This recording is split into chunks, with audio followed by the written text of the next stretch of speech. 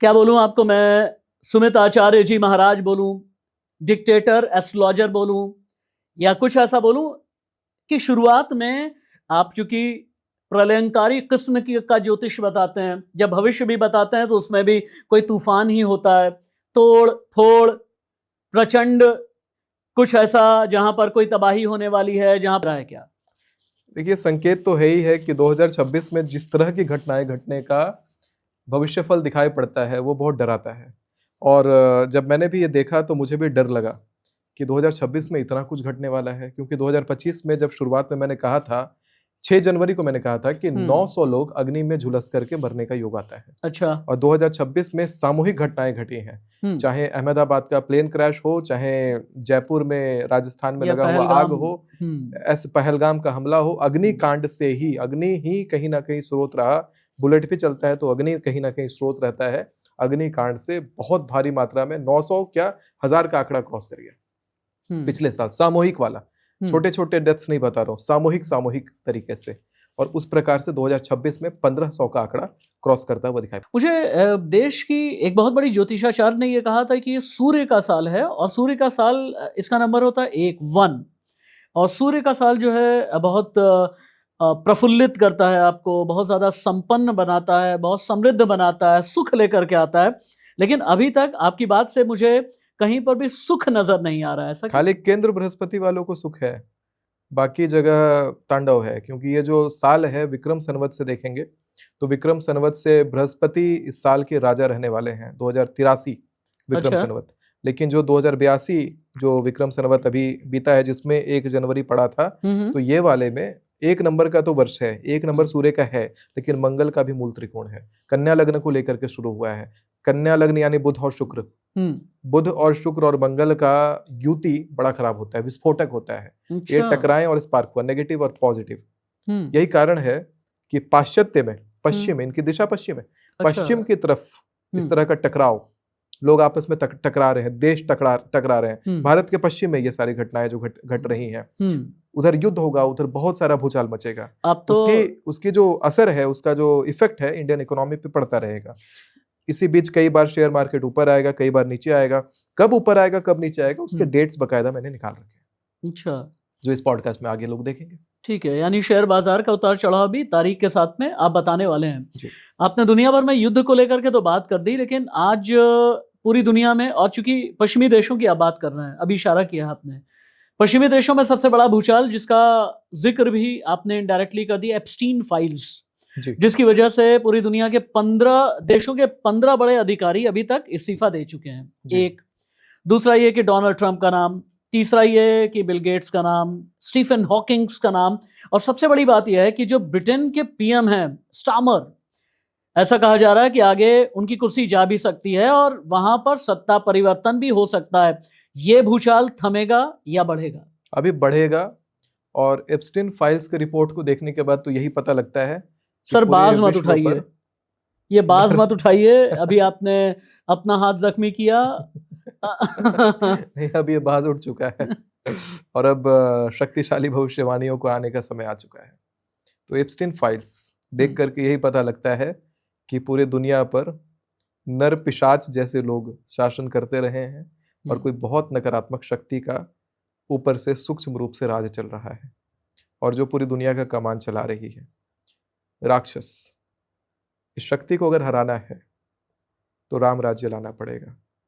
अखंड भारत की अब आवश्यकता है। जो गलती हुई है, जिस इशारा पीओके तो नहीं? अखंड भारत का अर्थ है पूरा पाकिस्तान से लेके सब कुछ। अच्छा, आपने मिडिल ईस्ट की बात करी, मैं आपसे पूछता हूँ मिडिल ईस्ट, या मैं आपसे पूछता हूँ, मैं कहता हूँ इस्लामिक मुल्क। जब इस्लामिक मुल्क कहता हूँ तो आपका ध्यान किधर जाता है? कौन सा देश दिखाई देता है सबसे पहले? ऑब्वियस है, मैं यूएई की बात करूंगा, मिडिल ईस्ट दिखाई पड़ता है। अच्छा, मिडिल ईस्ट की आप बात कर रहे हैं तो ईरान है, इराक है। जैसे ही मैंने बोला इस्लामिक देश तो मिडिल ईस्ट दिखाई पड़ता है, पाकिस्तान तो नहीं दिखाई पड़ता।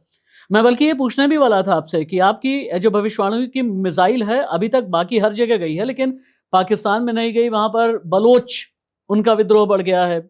इमरान खान जेल के अंदर से बहुत तांडव मचा रहे हैं। शहबाज शरीफ अपने मुल्क को संभाल नहीं पा रहे हैं। पाकिस्तान को लेकर के अभी तक आपकी एक भी भविष्यवाणी नहीं आई है। पाकिस्तान को लेकर के मेरी भविष्यवाणी आई थी पिछले साल ही, जब मैंने कहा था कि 29 मार्च 2025 को मीन राशि में शनि का प्रवेश होगा और पाकिस्तान की तरफ से तांडव शुरू होगा और भारत पाकिस्तान युद्ध में आ जाएंगे। और वो अवस्था बनी थी और युद्ध की अवधि भी मैंने बताई थी कई सारे पॉडकास्ट में कि ये तथाकथित कम ड्यूरेशन का रहेगा। सभी ज्योतिषाचार्य ने उस समय कहा था कि वर्ल्ड वार है। उस समय भी वर्ल्ड वार का कह रहे थे, सब प्रेडिक्शन कर रहे थे, सभी एक्सपर्ट्स कह रहे थे। मेरा इकलौता अलग सा लीक चल रहा था कि ये इतने दिन, मतलब मैंने 10 अप्रैल का मैंने डेट बोला हुआ था कि 10 अप्रैल को रुक जाएगा और वही होता है। एग्जैक्ट उसी डेट को वॉर रुक जाता है।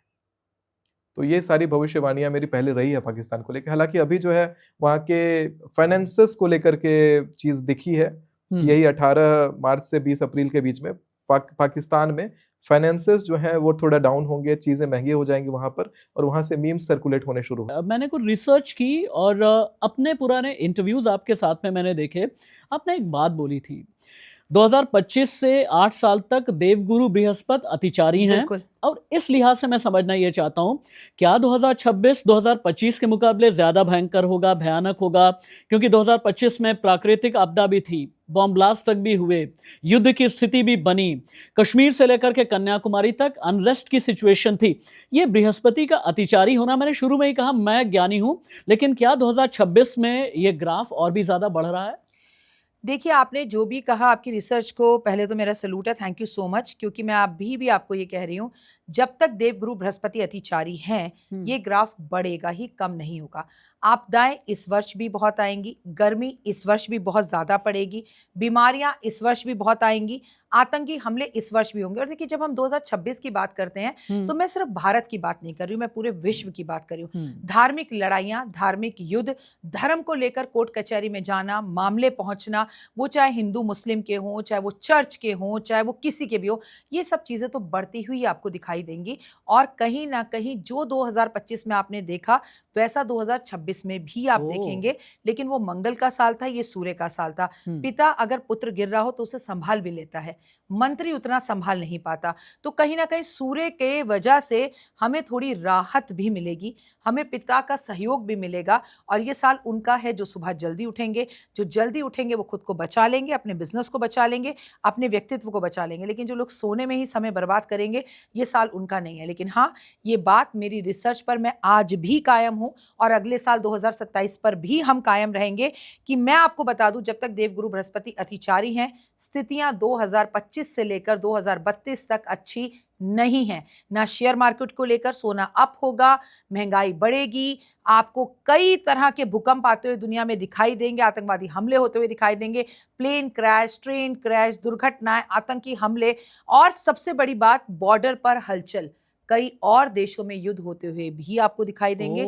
आक्रमण रहेंगे, लोगों को गुस्सा बहुत आएगा और कई तरह की बीमारियां। अच्छा राखी जी, एक बात और है, एक और भविष्यवाणी की बात की जाती है, हालांकि मैं न जाने क्यों उसमें कम भरोसा कर पाता हूं, क्योंकि र्यूमर्स ज्यादा होते हैं। बाबा वेंगा की भविष्यवाणी एक बहुत होता है ना आजकल, बाबा वेंगा की भविष्यवाणी, हालांकि उसमें क्या सच है, कितना सच है, हालांकि वो भी महिला है।